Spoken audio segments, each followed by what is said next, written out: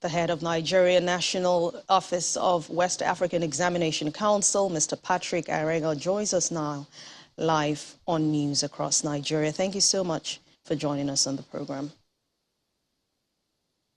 Thank you for having me. Now let's begin with the statistics, the WAEC analysis, which we read there on the results for this year. I mean, there's a decrease of 5% in the performance. What's responsible for this drop?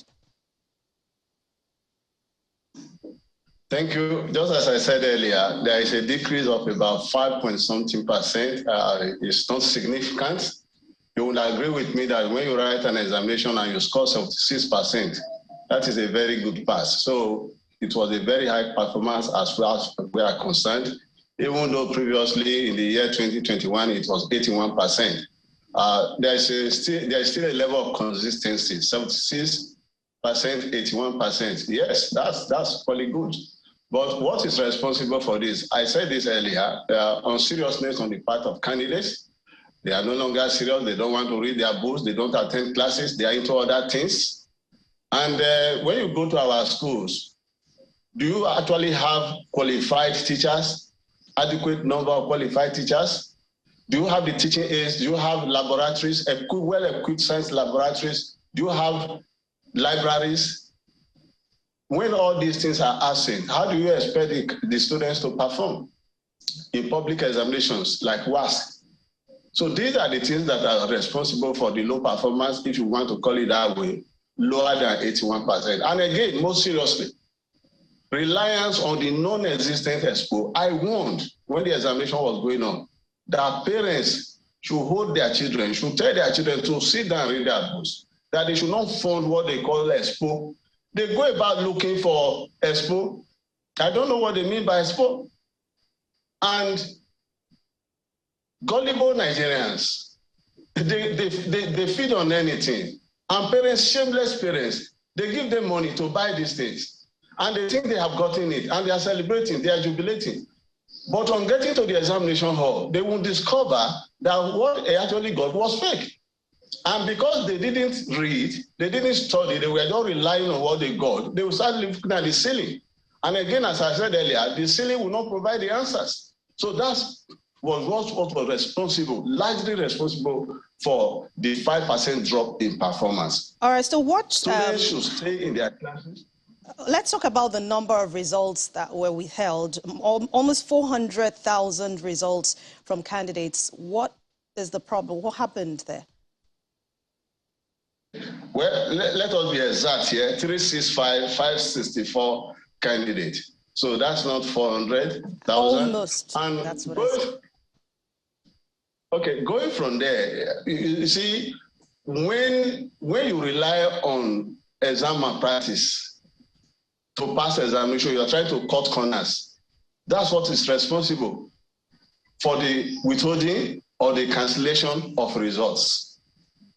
And when we don't want to learn, we just want to cut corners, and then we are doing exam malpractice, you are bringing in foreign materials into the examination hall. Textbooks, notebooks, you are bringing in cell phones. That is very prevalent. It is against the rule to bring in cell phones into the examination hall. But what do you have? Supervisors, the so-called supervisors we trusted to conduct the examination. Just for mere pot of porridge, they will sell their conscience and allow the candidates to come into the examination with their cell phones. And they start snapping these questions and sending them to designated platforms. And I'm not even afraid to say that even when the candidates don't come in with their cell phones, the supervisors help them using their own cell phones. In spite of the fact that we even said supervisors and invigilators should no longer come into the examination hall with their cell phones. So largely responsible for the withholding of examination results is the issue of malpractice, because your result cannot be withheld if you are not involved in examination malpractice. And of course, that is not final. There's a committee responsible for determining such cases. And it will come up later in the year. When they look at all the cases that will be presented, it is not WAEC that has the power over that. We don't take decisions. The Nigeria Examinations Committee takes such decisions. So they will look at all the cases based on the merits of the evidence before them. Then they will say, release this one, and all that. Let's talk about the challenges. You just talked about security challenges affecting performance this year. Talk to us about that. How is security connected to the WAEC results? Oh, well, of course, we all know the situation of things in the country today. There's a great deal of insecurity. You have banditry, you have insurgency, you have kidnapping, and what have you. And I would want to talk about how this is affecting the conduct of our examinations, really. Here, I want to give kudos to the various state governments that collaborated with us, also the security agencies like the military, like the police that collaborated with us. How were we able to conduct the exam? In the Northwest, for example, in the Southeast, for example, the state governments collaborated with us by relocating schools in volatile areas to rather safe havens.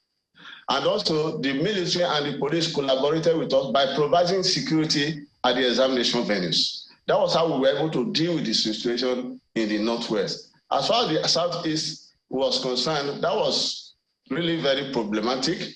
But we must thank the Directorate of State Security Service for coming to our aid and happy to provide a sort of a conducive atmosphere for us to conduct the exam. But even at that, one or two centers, some candidates missed their papers. But we have a way of dealing with that, and we shall do the needful. So if you put all these together, we want to say that as far as the conduct of the examination was concerned, yes, insecurity affected it. And if you even talk about our operations, it increased the cost of our operations. You have to fly, you have to move coast with security and all that, and things we weren't doing before. Yeah, thank you very much, Head of Nigeria National Office of West Africa Examination Council, Mr. Patrick Areola. Thank you so much for joining us and talking to us on News Across Nigeria. Thank you for having me. The pleasure is mine.